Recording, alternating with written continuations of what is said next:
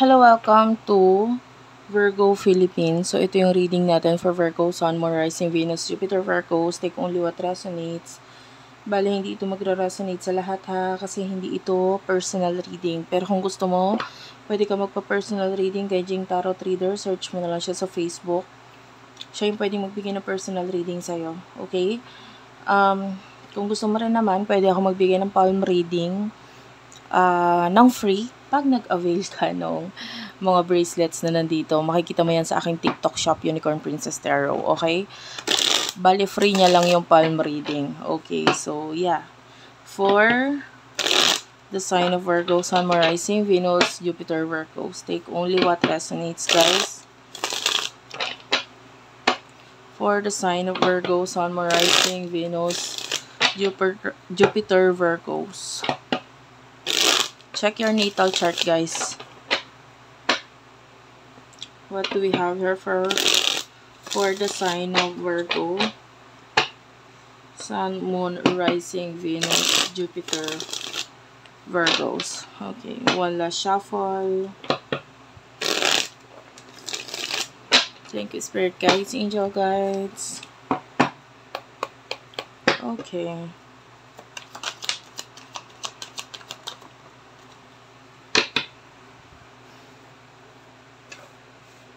Three of Swords is here, the Lovers. The Hermit. Yeah, that's you, Virgo.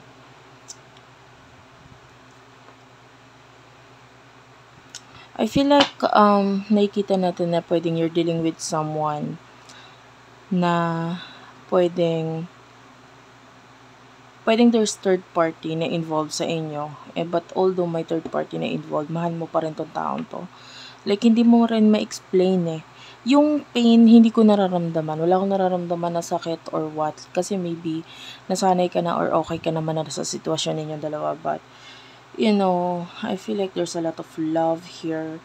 Parang nag-expect ka pa rin na magkaroon ng chance or maybe time in the future na magkaroon ng something sa inyo na taong to. You're still manifesting this person. Kasi mahal mo siya eh. Na parang hindi mo naman din ma-explain. Kasi 'di ba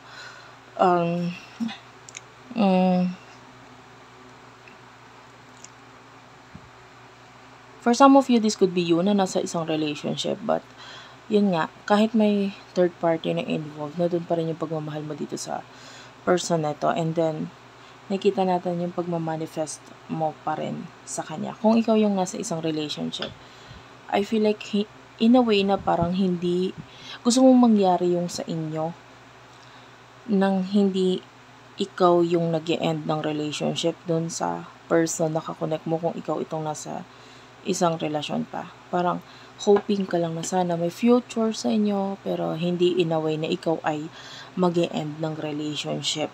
Kumbaga maybe kusa siyang mapupunta sa'yo. Okay? Kumbaga, hindi dahil pinilit mo. Kumbaga, hindi dahil nakipag-connect or relasyon ka sa kanya na nandyan pa yung isa. I don't know, maybe,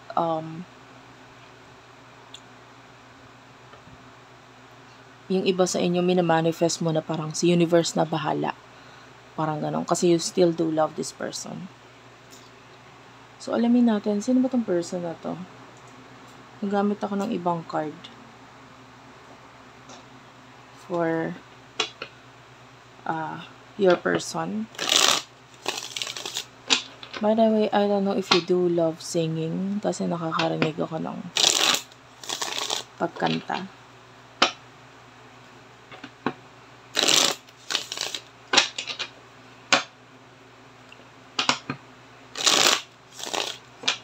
Sino tong person na kakonect mo? For the sign of Virgo, Four of Wands, the Strength card,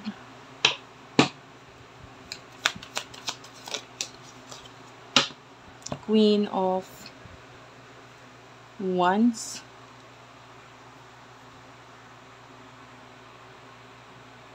Ay, sorry, this is the Queen of Pentacles. Queen of Pentacles. One more card.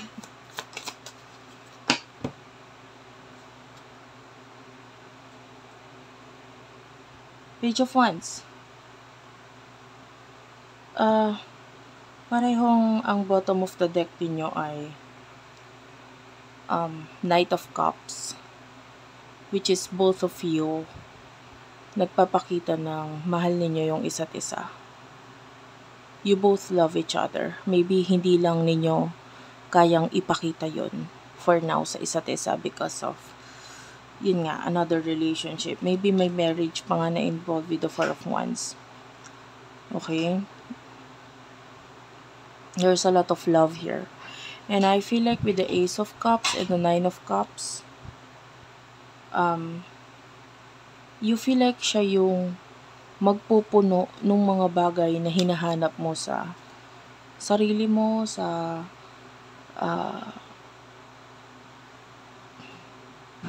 buhay mo. Like you feel like this is your missing piece, or he or she is your missing piece. Siya yung kulang sa'yo. And this person loves you din. Kaya lang, I can see communication, by the way, with the Page of Wands. So, pwedeng may way pa rin ng communication sa inyo. So, kung ikaw ito na hindi na mahirap yung pakikipag-communicate sa inyo ngayon, this is not your reading. Kasi nakikita natin, may way para makapag-communicate. Hindi nga lang ganoon kadalas, but I can see a way na para masabing pag ginustong makipag-communicate, pwedeng makipag-communicate. Parang gano'n. May nakikita pa nga ako mga advice or pakikipag-usap na pwedeng may kinalaman financially, pwedeng gano'n. Or kung hindi man, pwedeng just in case kailangan ng tulong or ng advice, nandyan pa rin yung person mo or ikaw sa connection na ito. And I feel like with the Four of Wands, you're dealing with someone who is stable. Nakakita tayo ng home, ng friends, family, na maganda yung connection, yung relationship. I can see stability, and we do have here the Strength card. Yeah, this is a sign of friendship na nakukuha natin, maybe even best friend para sa iba. This is like magandang connection sa inyong dalawa nitong person na ito, na although there's other people or other relationships na involved dito sa connection, hindi nagiging balakid yun para magkaroon ng connection sa inyo ng dalawa ng person na ito. So, I want to know kung ano yung situation or connection. Kukuha lang ako ng ibang card.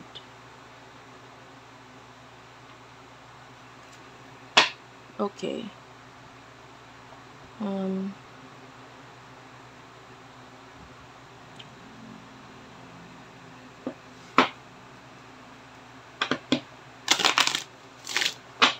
Spirit guides, angel guides for the sign of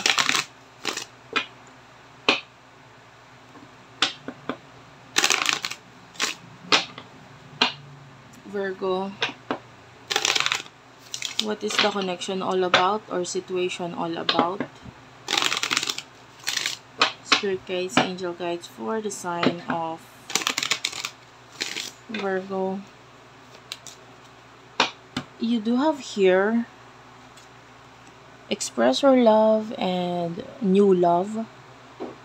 I feel like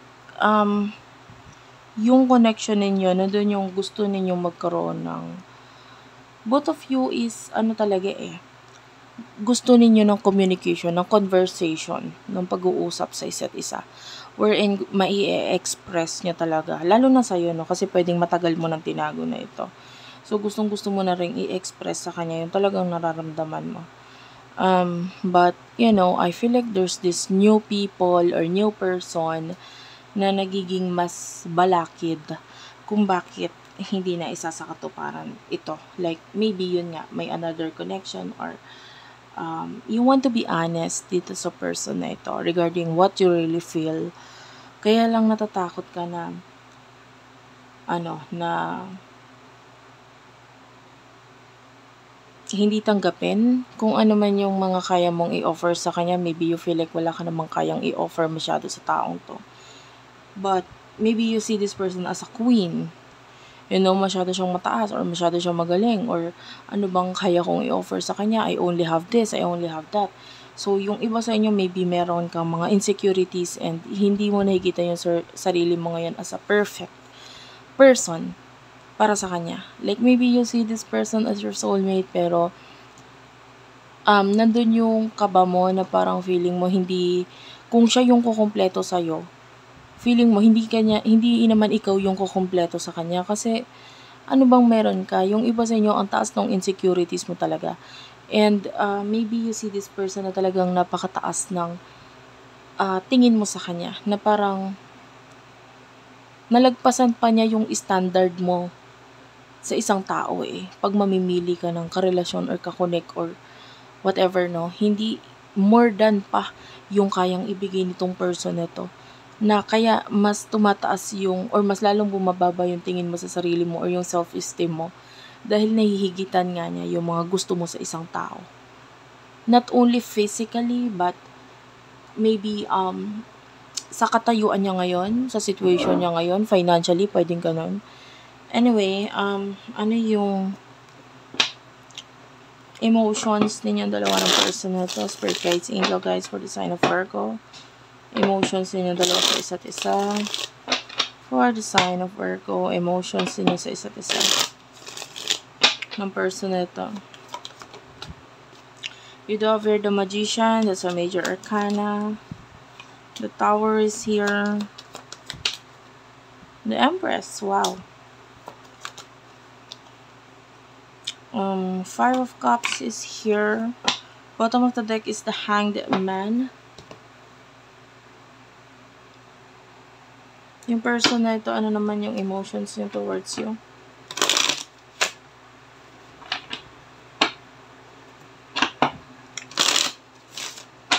For the sign of Virgo, please. For the sign of Virgo, Sun, Moon, Rising, Venus, Jupiter, Virgos. Ano yung emotion ng taong ito patungkol sa iyo? You do have here the Knight of Swords, the Two of Pentacles, and the Seven of Pentacles is here. Bottom of the deck is the Ace of Wands. Like what I've told you, pwedeng pareho naman ninyong gusto or mahal ang isa't isa. But, I'm feeling like yung person mo is tinatry niyang kalimutan or layuan yon and then to focus on money. You know, kasi yeah, you're dealing with someone na maraming pinagkakabalahan. Two of Pentacles, this is like tinatry niyang i-balance yung attention niya with regard sa kanyang mga bagay na pinagkakaabala na pwede may kinalaman sa money. I am seeing a lot of sources of income. So, pwedeng hindi lang isa yung source of income niya. Pwedeng marami siyang pinagkakitaan. Na isa pa ito sa nagiging dahilan. Busy siyang tao. The Knight of Swords is here. So, yung person na ito parang wala siyang kapaguran. Lagi siyang tuloy lang, parang move lang, a lot of movement. Okay? So, isa pa ito sa tanggiging way para hindi siya masyadong mag-focus sa'yo. Yung mag-focus na lang siya sa trabaho niya, sa career niya, etc. On the other hand, you do have the Magician, the Tower, the Empress, and the Five of Cups. I'm feeling a lot of longing dito sa person na ito. Like, gusto mo siya eh.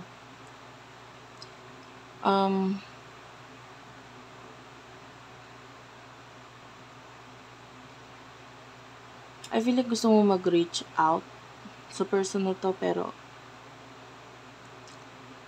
mas nauunahan ka ng takot, ng kaba. And you feel like you're not yet ready. Yun nga. Yun yung pinaka-emotion mo. Masyadong mataas nga kasi tingin mo sa person na to. The Empress, you see this as your Empress. Diba? Masyadong maganda ang tingin mo sa kanya. Masyadong, kumbaga sabihin na natin, yung crush. Malaki ang paghanga mo sa taong ito. And ito yung nagiging dahilan kung bakit parang nahihiya ka. Because you feel like wala ka pang kayang i-offer sa kanya ngayon. And yung one thing na nawala sa'yo is obsession. I like this. Kasi pwedeng, in the past, you are obsessed. Diba? Pero, with the Magician, yeah.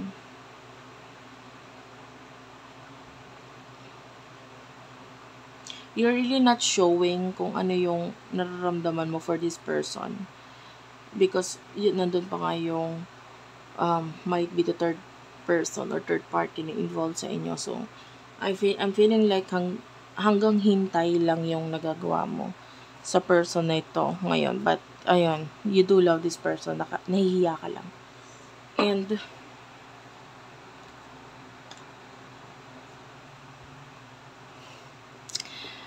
yung person na ito, wala tayong masyadong emotion na nararamdaman sa kanya kasi kaya niyang i-handle yung emosyon niya. But, I'm feeling like maybe sexually meron ng konti ako nakukuha kasi parang hindi siya masyadong satisfied sa kung sino man itong person na kakonect niya sexually. It's not giving him or her satisfaction. Parang yon, dun lang sa part na yon. Anyway, what will happen in the near future for the both of you?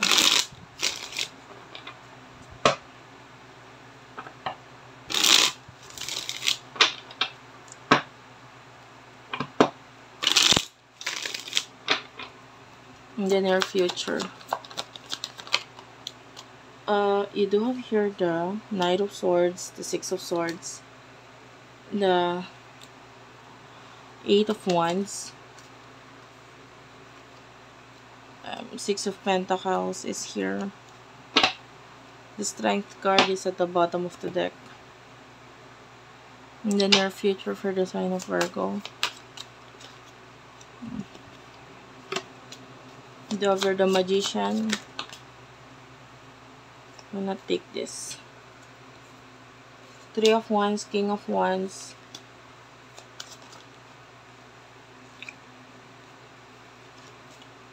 masyadong marami. The Two of Swords is here. Two of Wands is at the bottom of the deck. Okay, so in the future, nakakita tayo ng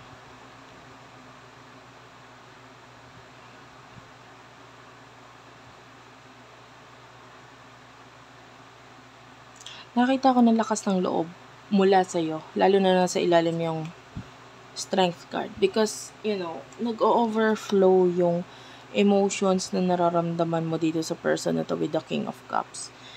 Na maybe you are currently stuck or your person is currently stuck sa situation. Pero nakikita natin that you really do like this person. You really do love this person. Nakukuha natin na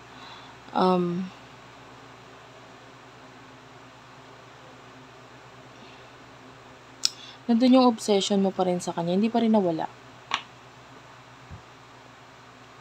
Pwedeng yung iba dinedeny, but I can see a lot of obsession coming from you. And nakikita natin yung hindi ko alam kung sino magre-reach out, but one of you is going to reach out. And I feel like with the Six of Swords, I feel like nandun yung tinatry mo pa rin mag-move on, but medyo mahirap eh. Mahirap. Kasi ilang beses mo na ginawa yun, pero hindi naman nag-workout yung pag-move on na ginawa mo. So, I'm feeling like with the Six of Pentacles and the Eight of Wands,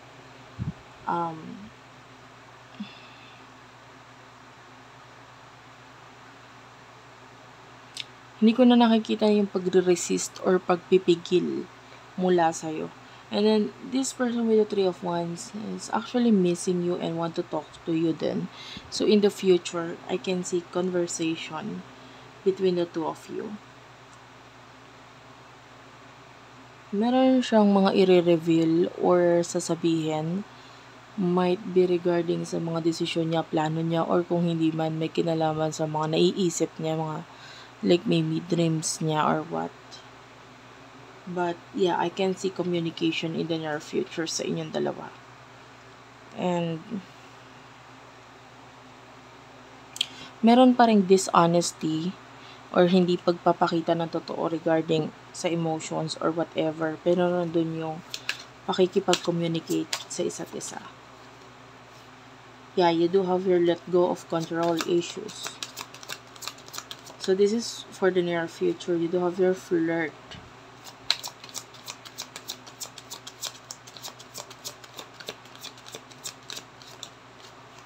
Actually, magwo-work out yung connection ninyo kung pareho kayong hindi na magpipigil dito sa connection nito. Like, both of you needs to make the effort para magkaroon ng reconciliation or reunion sa inyong dalawa. Okay? And also, the advice for you is to love yourself. Huwag mong isipin na may kulang sa'yo, may pangit sa'yo, may hindi ka kayang i-offer sa taong to because this person really accepts you for who you are. And kung ano yung mga kaya mong ibigay for your person, sobra-sobra na rin yun para sa kanya. Okay? Hindi siya naghahangad ng kung ano pa. Thank you for watching. I love you all and bye-bye.